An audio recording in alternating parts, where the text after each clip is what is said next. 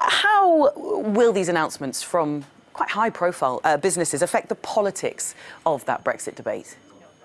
Good morning, Belle. Well, for the past 2 years, the voice of a business has been repeatedly sounding alarm bells through organisations like the CBI and the IOD. But now it comes to individual businesses having to put together their final Brexit plans. And as we saw with this announcement yesterday by James Dyson, he was someone who put his head above the parapet, was a big Brexit campaigner. And there was a lot of mocking yesterday and anger at the fact that the company is now shifting its HQ to Singapore. Now, it says it is not doing this because of Brexit or for tax reasons, although it will pay a slightly less in corporation tax. It wants to be closer to its manufacturing operation. It has just started turning over £1 billion for the first time this year. And it has moved from simply a vacuum company. It now does hairdryers, but it's about to launch electric cars as well. And it says its markets are in that part of the world. But there was a lot of mocking of James Dyson yesterday.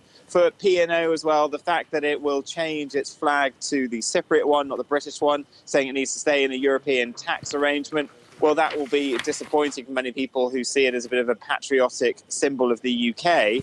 But really, it's not going to have massive amounts of impact. I think as long as those ferries keep sailing as the critical thing in the interim.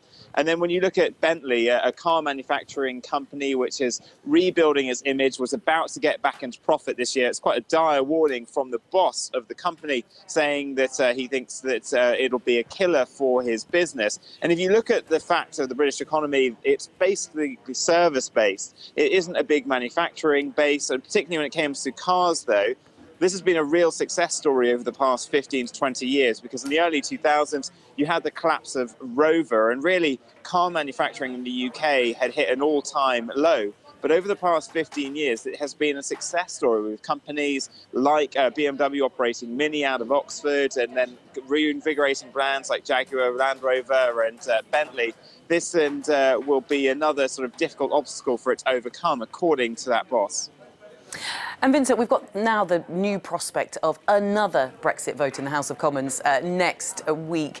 What progress, if any, has Theresa May made in trying to bring over support to her withdrawal agreement and political declaration? Well, at the moment, there's no clear support coming through. There are one or two people in the Brexiteer camp, like Nadine Dorries, who have sounded that they are willing now to shift to the Prime Minister's deal, but many of them still saying they need a time limit on that backstop. She will have PMQs later on today, so I think it will be good to see the reaction of MPs to see whether or not she is building support or not. But then there is a warning from someone that she fired on her first day in the job here as Prime Minister, George Osborne, the former Chancellor. He's in Davos, and he says he thinks that the gun is being held to the British economy's head, that it's a game of Russian roulette, which you should never play because there's a 1 in 6 chance the bullet goes through your head. And he thinks that a Brexit delay is going to be inevitable now.